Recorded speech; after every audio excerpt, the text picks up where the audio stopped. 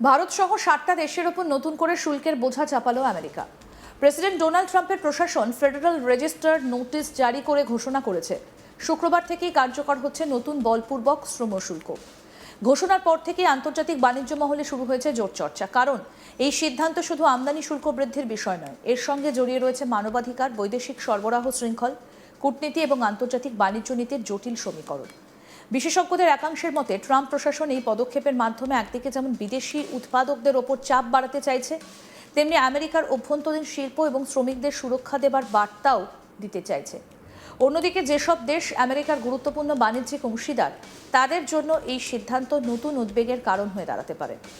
নতুন ঘোষণার অধীনে আমেরিকার পণ্য রফতানির ক্ষেত্রে বিভিন্ন দেশের ওপর 10% এবং 12.5% হারে অতিরিক্ত শুল্ক আরোপ করা হচ্ছে। ভারত রয়েছে 10% শুল্কের তালিকায়। একই তালিকায় রয়েছে Bangladesh, Pakistan, Sri Lanka, Argentina, Britain, Cambodia, Canada, Ecuador, Guatemala, Honduras, Indonesia, Jordan, Malaysia, Mexico এবং ত্রিনিদাদ ও টোবাগো। অন্যদিকে চীন সহ আরও 38টা দেশের ওপর 12.5% হারে শুল্ক কার্যকর করা হবে। কেন এই নতুন শুল্ক? আমেরিকার দাবি, বিশ্বের বিভিন্ন দেশে এখনও বলপূর্বক শ্রমের মাধ্যমে উৎপাদিত পণ্য আন্তর্জাতিক বাজারে প্রবেশ করছে।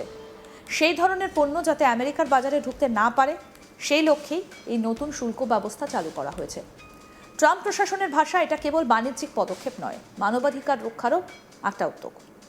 আমেরিকার বাণিজ্য প্রতিনিধি জেমিসন গ্রিয়ার জানিয়েছেন, প্রায় 1 শতাব্দী ধরে বলপূর্বক শ্রমে উৎপাদিত পণ্যের আমদানির বিরুদ্ধে কঠোর অবস্থান নিয়ে এসেছে আমেরিকা। কিন্তু বাস্তবে বহু দেশের বিরুদ্ধে এই সংক্রান্ত আইন কার্যকর করতে গাফিলতির অভিযোগ রয়েছে। তার বক্তব্য, বাণিজ্যিক অংশীদারদের পর্যাপ্ত সময় দেওয়া হয়েছিল নিজেদের ব্যবস্থা শক্তিশালী করার জন্য, কিন্তু সেই সুযোগ কাজে লাগানো হয়নি। তাই এবার শুল্কের মাধ্যমে চাপ সৃষ্টি করা হচ্ছে।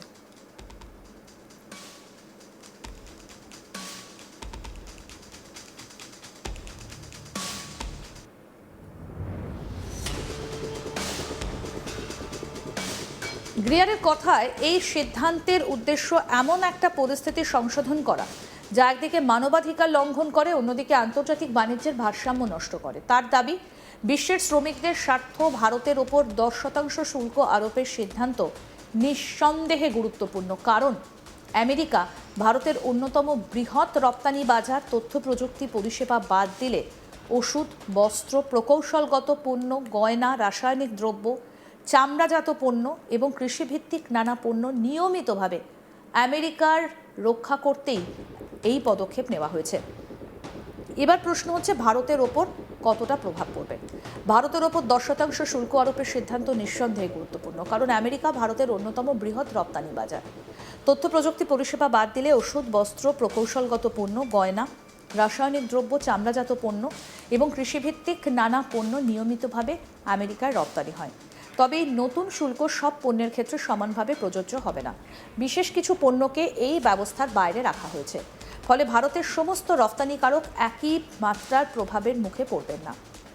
তবুও যেসব শিল্প আমেরিকার বাজারের ওপর বেশি নির্ভরশীল, তাদের উৎপাদন ব্যয় এবং প্রতিযোগিতামূলক অবস্থান কিছুটা চাপে পড়তে পারে। বিশেষজ্ঞদের মতে, ভারতের রপ্তানিকারকদের এখন আরও বেশি গুরুত্ব দিতে হবে সরবরাহ শৃঙ্খলের স্বচ্ছতা, শ্রম আইন মেনে উৎপাদন এবং আন্তর্জাতিক মানদণ্ড অনুসরণের ওপর। কারণ ভবিষ্যতে শুধু শুল্ক নয়, উৎপাদনের সামাজিক এবং নৈতিক মান নিয়েও আরও কড়া নজরদারি হতে পারে।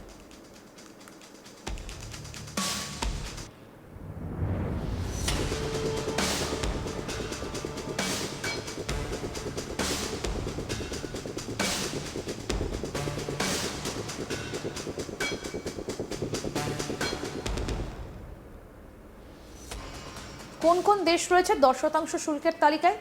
আমেরিকার ঘোষণায় 10% শুল্কের আওতায় রয়েছে Bharat, Bangladesh, Pakistan, Sri Lanka, Argentina, Britain, Cambodia, Canada, Ecuador, Guatemala, Honduras, Indonesia, Jordan, Malaysia, Mexico, Trinidad এবং টোবাগো সহ একাধিক দেশ। এই তালিকা থেকে স্পষ্ট, শুধু উন্নয়নশীল দেশ নয়, উন্নত অর্থনীতির কয়েকটা দেশও নতুন শুল্ক ব্যবস্থার আওতায় এসেছে। ফলে বিষয়টা কোনো নির্দিষ্ট অঞ্চলকে কেন্দ্র করে নয়, বরং আমেরিকার বাণিজ্য নীতির একটা বৃহত্তর পরিবর্তনের ইঙ্গিত দিচ্ছে। আমেরিকার ঘোষণায় আরও 38টা দেশের ওপর 12.5% শুল্ক আরোপ করা হয়েছে। এই তালিকায় অন্যতম গুরুত্বপূর্ণ দেশ চীন। দীর্ঘদিন ধরে আমেরিকা এবং চীনের মধ্যে বাণিজ্যিক সংঘাত চলছে। শুল্ক, প্রযুক্তি, কৌশলগত প্রতিযোগিতা এবং সরবরাহ শৃঙ্খল সব ক্ষেত্রেই দুই দেশের সম্পর্ক টানাপোড়েনের মধ্যে রয়েছে।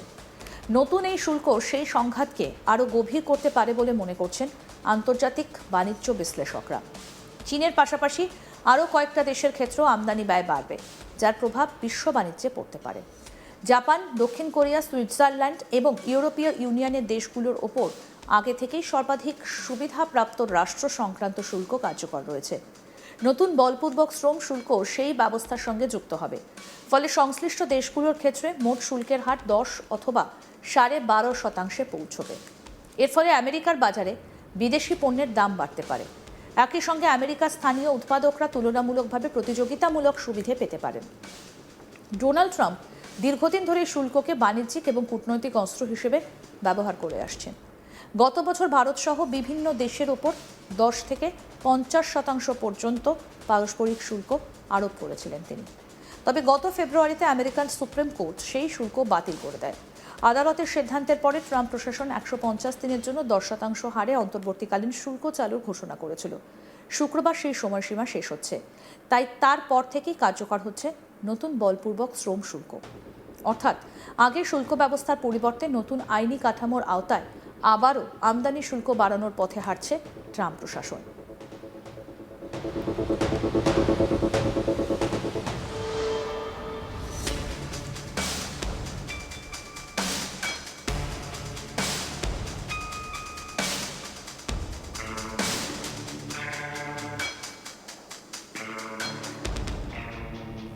কোন আইনের ভিত্তিতে এই পদক্ষেপ? এই নতুন শুল্ক আরোপ করা হচ্ছে আমেরিকার 1974 সালের বাণিজ্য আইনে 301 নম্বর ধারার আওতায়। এই ধারায় আমেরিকার প্রশাসন এমন দেশগুলোর বিরুদ্ধে ব্যবস্থা নিতে পারে যাদের বাণিজ্য নীতি বা কার্যকালকে অন্যায্য বলে মনে করা হয় অথবা যা আমেরিকার অর্থনৈতিক স্বার্থের ক্ষতি করে। অতীতে এই ধারার ব্যবহার বহুবার হয়েছে, বিশেষ করে চীনের বিরুদ্ধে শুল্ক আরোপের ক্ষেত্রে 301 নম্বর ধারাকে ব্যবহার করা হয়েছিল। এবার একই আইনি ভিত্তিকে কাজে লাগিয়ে বলপূর্বক শ্রমের অভিযোগকে কেন্দ্র করে নতুন শুল্ক কার্যকর করা হচ্ছে। কোন কোন পণ্য ছাড় পেল? সব পণ্যের ওপর এই শুল্ক কার্যকর হবে না। ট্রাম্প প্রশাসন কয়েকটা গুরুত্বপূর্ণ পণ্যকে এই ব্যবস্থার বাইরে রেখেছে। এর মধ্যে রয়েছে তেল, গ্যাস, সার এবং কিছু খাদ্যপণ্য। এই ছাড়ের কারণও স্পষ্ট। জ্বালানি এবং কৃষি পণ্য আন্তর্জাতিক বাজারে অত্যন্ত সংবেদনশীল। এই সব পণ্যের ওপর অতিরিক্ত শুল্ক চাপালে আমেরিকার অভ্যন্তরীণ বাজারেও মূল্যবৃদ্ধির ঝুঁকি তৈরি হবে। তাই প্রয়োজনীয় পণ্যের ক্ষেত্রে ব্যতিক্রম রাখা হয়েছে।